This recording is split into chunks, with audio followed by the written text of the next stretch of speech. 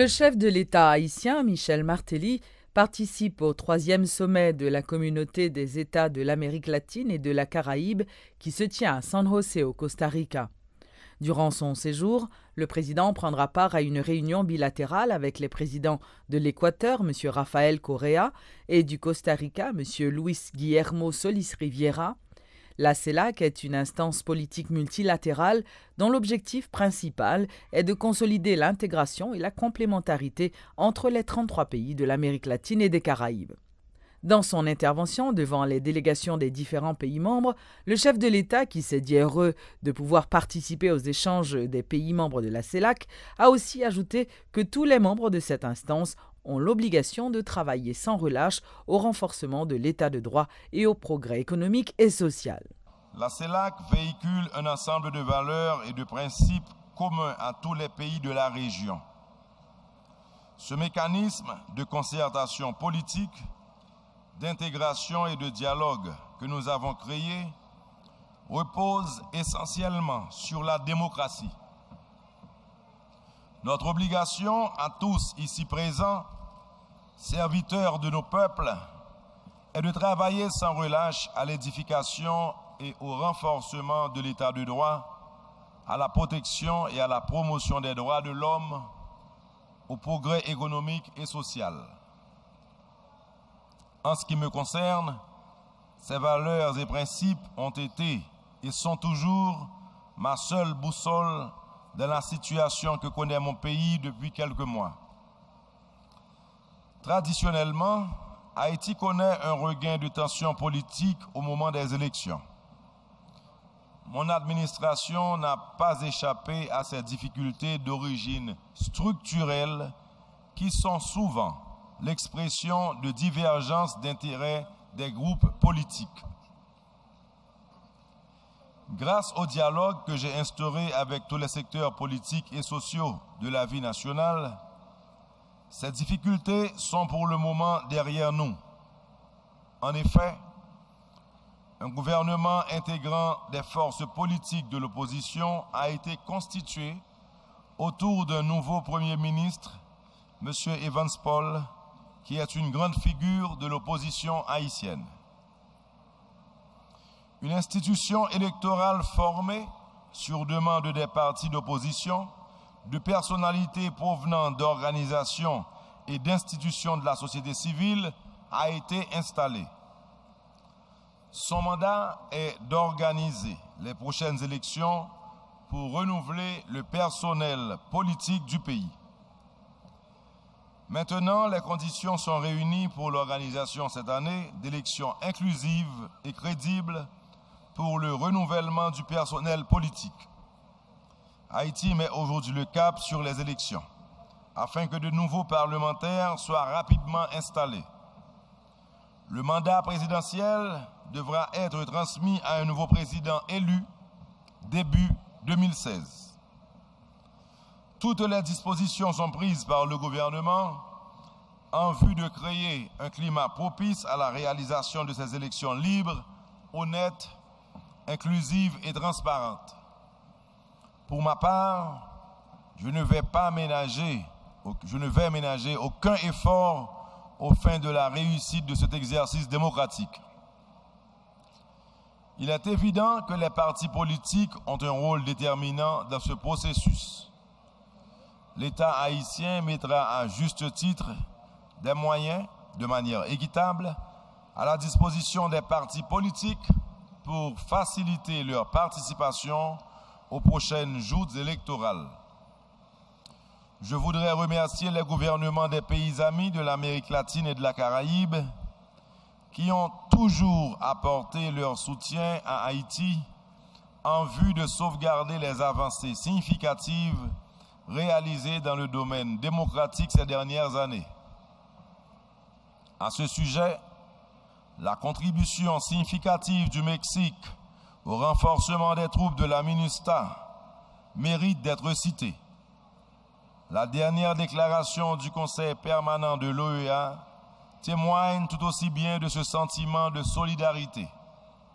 Je continue donc de compter sur l'appui des pays de la communauté au cours de cette année électorale cruciale pour l'avenir de la démocratie en Haïti. J'avais eu l'occasion de souligner l'importance que mon gouvernement accorde au renforcement de la coopération dans le domaine de la relance de la production agricole. Le relèvement économique de mon pays, constante victime de catastrophes naturelles de toutes sortes au cours des dernières années, passe par la revitalisation de ce secteur, par, entre autres, un appui sérieux et soutenu aux entreprises de production. Monsieur le Président, la communauté que nous avons décidé de créer est en train de prendre la place qui lui revient sur la scène internationale. Elle se donne au fur et à mesure les moyens de réussir sa mission. Je forme le vœu que son cheminement soit marqué par de nombreuses années de succès en vue de l'atteinte de nos objectifs d'éradication de la pauvreté et des inégalités sociales. Je vous remercie.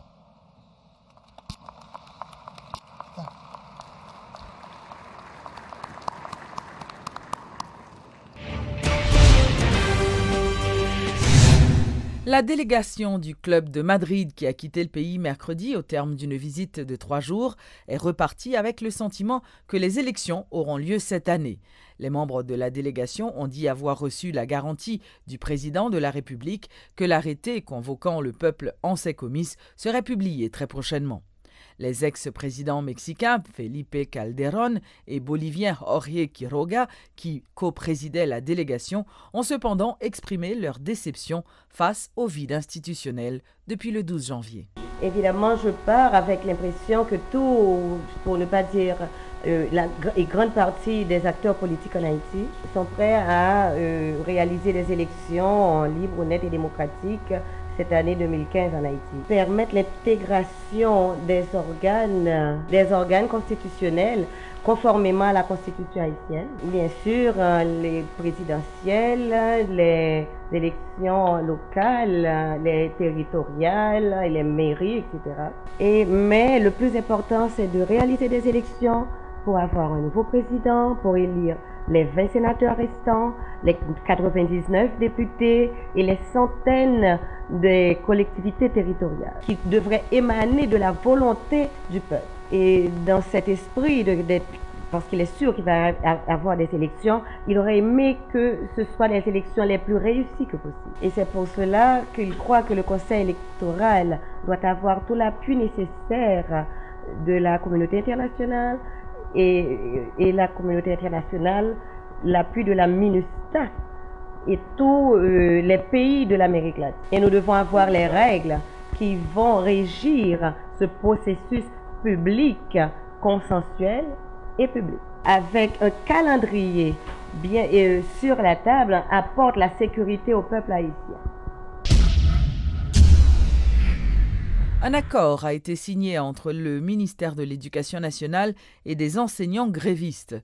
Le ministère de l'Éducation nationale a annoncé la création d'un comité ad hoc de suivi des échanges avec les syndicats d'enseignants qui a pour mission d'observer les différentes rencontres de travail entre le ministère et les syndicats autour du suivi de l'application des protocoles d'accord et aussi de formuler des avis et des recommandations aux besoins. Rappelons qu'après 2 journées de concertation, les enseignants grévistes ont annoncé observer une trêve dans le cadre de leur mouvement de grève, mais non sans condition.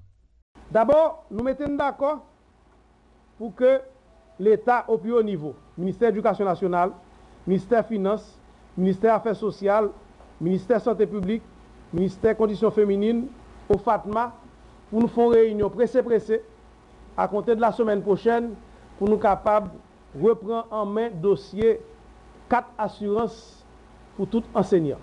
Deuxième accord que nous joignons avec les gens qui sont sous table aujourd'hui, pour que nous résoudre la situation qui pose aujourd'hui, c'est que nous mettons d'accord pour que le ministère accélère les négociations que l'a fait avec le gouvernement, avec l'autre institution financière, pour que y un point qui était dans le statut particulier personnel enseignant, qui c'était un mécanisme de garantie qui va permettre que l'enseignant soit capable de bénéficier de manière privilégiée à crédit, que nous mettons mécanisme ça en place. Troisième point, nous mettons d'accord tout pour que 8 jours après nous finissons signer un document ça, proposition grille salariale qui faite et qui était signée par représentants syndicats de une négociation pour que le ministère transmette à qui de droit au niveau gouvernement pour suite administrative avec suite légale.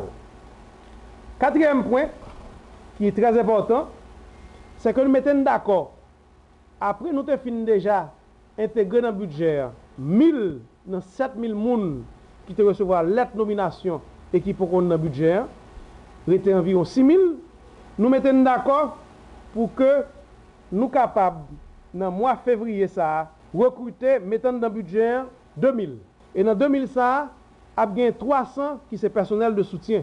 Cinquième point, le ministère va réaliser pressé dans le mois mars, dans le mois de février avec mars 2015, avec appui tous les syndicats enseignants qui pourront participer comme observateurs pour nous capables de faire un inventaire dans l'école publique, nombre que l'État a payé et que effectivement il y a des professeurs qui ont fait cours dans ça. Nous connaissons un pile gas. Point 6, c'est que le ministère, avec les syndicats enseignants, pour mettre tête collée pour faire promotion Fonds national éducation qui pourra capable de permettre que le ministère gagne plus de ressources pour être capable d'avancer et répondre à un pile revendication qui gagne dans le monde syndical là et tout par rapport au programme scolarisation universelle gratuite obligatoire là, SUGO. Donc le ministère avec syndicats mettez d'accord puis capable de faire promotion Fonds national d'éducation, Jean-Nouvel nous-mêmes. Une nouvelle succursale de la Banque de l'Union haïtienne, la BUH, a été inaugurée ce jeudi à la rue Villatte à Pétionville. Lors de la cérémonie qui s'est déroulée en présence des membres du conseil d'administration, des employés et des amis de la banque, la présidente du conseil a fait savoir que cette 11e succursale garantit un service bancaire de qualité. C'est la 3e succursale de la Banque de l'Union haïtienne de la commune de Pétionville. Située à la rue Villatte, ce bâtiment fortement endommagé lors du séisme du 12 janvier a été complètement remis à neuf. Sur ce point, la clientèle n'a désormais plus rien à craindre puisque l'immeuble a été rénové selon les normes parasismiques, rassure la présidente du conseil d'administration de la BUH, Gladys Coupette. Il a été remanié de manière sensible par la BUH pour en faire un local extrêmement accueillant. Et nous avons quand même des ingénieurs structurels qui avaient déjà regardé l'immeuble et de ce côté-là, nous sommes très confortables. En effet, fournir des services bancaires de qualité dans des conditions agréables, c'est ce sur quoi misent les membres du conseil d'administration. Ainsi, cette nouvelle succursale regroupe la direction générale, la direction de l'actionnariat, le département de crédit, l'administration du crédit, sans oublier le comptoir offrant tous les produits et services nécessaires. Désormais opérationnelle, cette 3e succursale dans la seule commune de Pétionville ne veut rien négliger, explique le PDG de la BUH, Gladys Coupette. C'est pour éviter les longues files, c'est aussi pour accommoder les besoins de la banque en termes de ressources humaines, de capital humain. Et nous étions très à l'étroit avant cette succursale.